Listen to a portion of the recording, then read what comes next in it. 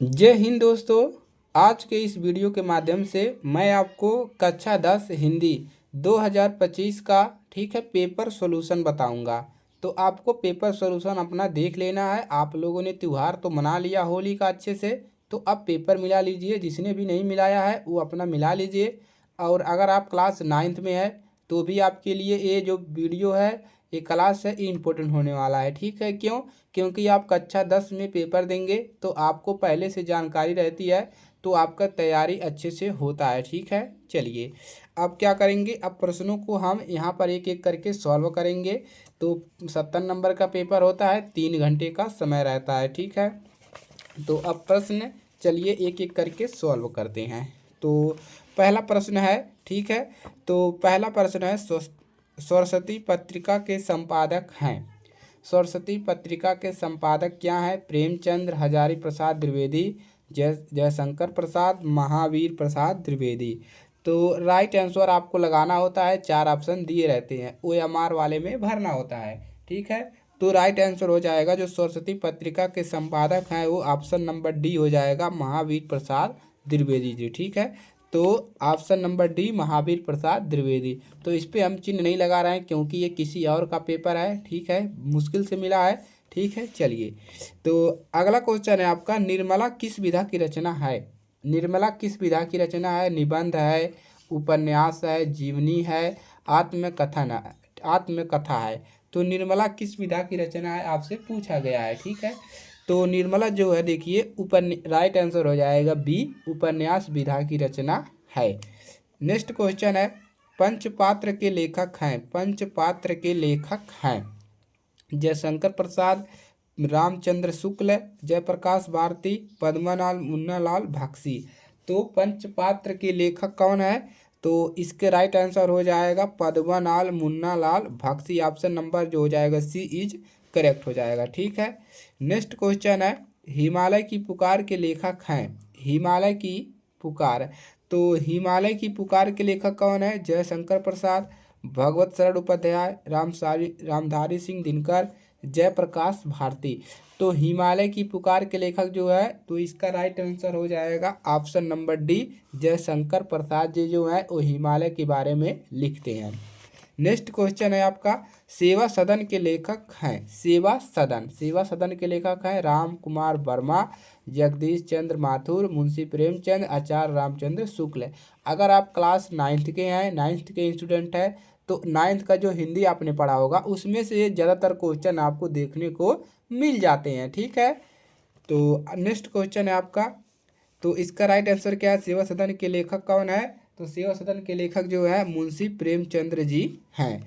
रीति काल के कवि हैं, 6वां नंबर है, रीति काल के कवि हैं नागार्जुन, भारतेंदु हरिश्चंद्र, महावीर प्रसाद द्विवेदी, मतीराम। तो रीति काल के कवि कौन है हमारे? तो रीति काल के कवि हमारे मतीराम जी हैं। नेक्स्ट क्वेश्चन है आपका, दूसरा सप्तक प्रकाशित हुआ था।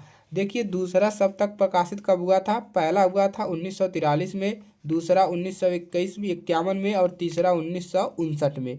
तो देखिए पूछा है आपसे दूसरा सप्तक, तो दूसरा सप्तक हुआ था, राइट आंसर बी हो जाएगा 1951 में। पहला 43 में हुआ था, तीसरा 59 में हुआ था 1900। ठीक है, याद रहेगा।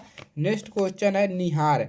निहार के रचनाकार है, निहार महादेवी वर्मा, धर्मवीर भारती, राम नरेश त्रिपाठी, श्याम नारायण पांडे। तो निहार, निहार के रचनाकार कौन है? राइट आंसर क्या हो जाएगा? राइट आंसर इसका हो जाएगा option number A, Mahadevi Verma ji जो है निहार के रचनाकार हैं। नेक्स्ट क्वेश्चन है, पुष्प की अभिलाषा शीर्षक कविता किस काव्य संग्रह से ली गई है? तो इस किसी का है, साकेत लगा है, ये नहीं है, साकेत मैथिली शरण गुप्त जी का है जो, और ये भी नहीं होगा रसमिर्थी, ये रामसारी सिंह दिनकर का है, यामा महादेवी वर्मा का है। तो क्या होगा? युग चरण, युग चरण से लिया गया। युग चरण जो है वो पद्मनाल मुन्नालाल बख्शी जी का है। ठीक है, तो ये हो जाएगा माखनलाल चतुर्वेदी। पुष्प की अभिलाषा जो है माखनलाल चतुर्वेदी है। तो राइट आंसर हो जाएगा ऑप्शन नंबर बी, युग चरण है। ठीक है, अगला क्वेश्चन है आपका, छायावाद युग की मुख्य विशेषता है। छायावाद जो है इसकी युग की क्या विशेषता है? छायावाद युग की क्या विशेषता है? युद्धों का सजीव वर्णन, यथार्थ चित्रण, भक्ति की प्रधानता, प्रकृति का मानवीकरण। तो इसका जो 10वें का राइट आंसर होगा, क्षयवाद युग जो होता है वो भक्ति की प्रधानता दिखाता है। ठीक है, तो भक्ति की प्रधानता right answer B is correct है। नेक्स्ट क्वेश्चन है आपका, करुण रस का स्थायी भाव क्या होता है? करुण रस का स्थायी भाव क्या होता है? करुणा से मत समझिए कि ये क्या है, ये खुशी मनाना है, नहीं, करुण का मतलब होता है शोक है। तो राइट आंसर हो जाएगा शोक है। ठीक है, चलिए नेक्स्ट क्वेश्चन है, जहाँ उपमेय को उपमान पर सीधा आरोपित कर दिया जाए तो वहाँ कौन सा अलंकार होगा? उपमेय में उपमेय को उपमान पर उपमेय को उपमान पर सीधा आरोपित कर दिया जाए तो वहाँ पर कौन सा अलंकार होगा? ऑप्शन नंबर देखिए कौन सा ही होगा, 12 का जो ऑप्शन नंबर से हो जाएगा रूपक अलंकार होगा। Option number B is correct हो जाएगा। नेक्स्ट क्वेश्चन आपका है, देखिए क्वेश्चन नंबर 13 है, सोरठा किस प्रकार का छंद है? तो सोरठा में कितने मात्रक होते हैं, कैसा छंद होता है सोरठा? तो सोरठा जो होता है इसका राइट आंसर क्या हो जाएगा? इसका राइट आंसर हो जाएगा ऑप्शन नंबर ए, अर्ध सममात्रिक छंद होते हैं। नेक्स्ट क्वेश्चन है, निर्गुण निर्गुण शब्द में प्रयुक्त उपसर्ग है, निर्गुण में कौन सा उपसर्ग है? देखिए निर्गुण में क्या लगा है, ऊपर आ लगा है, तो नी नहीं होगा, नी नहीं होगा, इतना ध्यान रखिए। निर्गुण में ऊपर क्या लगा है, ऊपर आसमानी वाला रे लगा है, तो ऑप्शन नंबर कौन होगा, आसमानी वाला रे वाला, option number D is correct हो जाएगा। नेक्स्ट क्वेश्चन है, नील कमल में कौन सा समास है? तो नील नहीं करिए, नीला है कमल जिसके ए नहीं है। नील कमल में कौन सा समास है? द्विगु समास लगाइए, ये गलत है।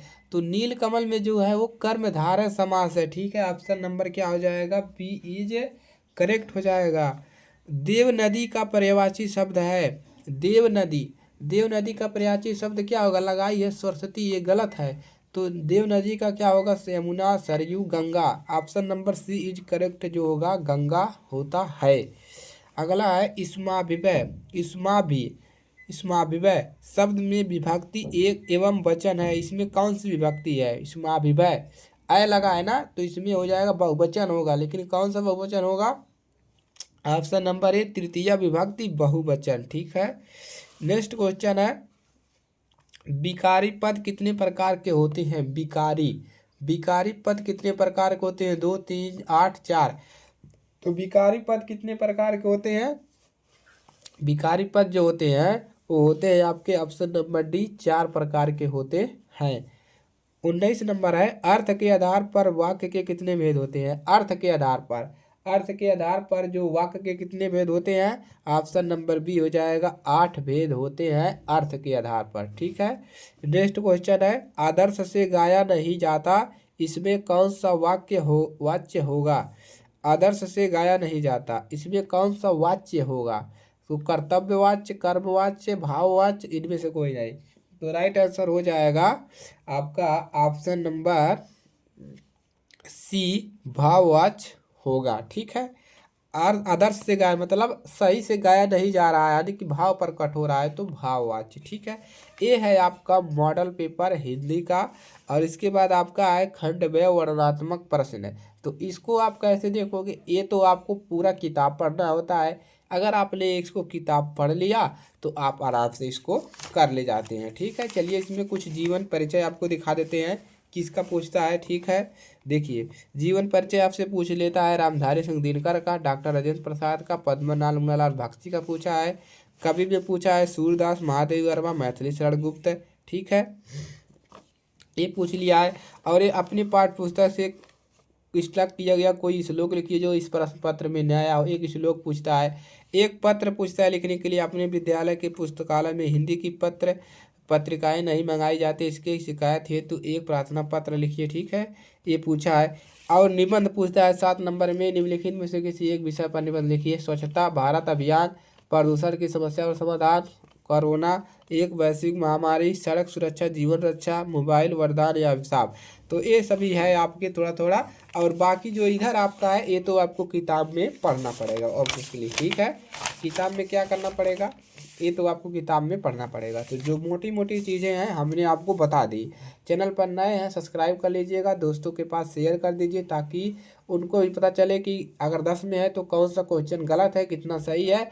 9th में है तो कैसे आपको पेपर की तैयारी करना है 2026 के लिए। ठीक है, चलिए मिलेंगे अगली क्लास में। चैनल पर नए हैं एक बार ज़रूर सब्सक्राइब करिएगा, अपना कमेंट दीजिएगा ताकि पता चले कि कौन कौन वीडियो को देख रहे हैं। ठीक है, मिलते हैं अगली क्लास में। जय हिंद, वंदे मातरम।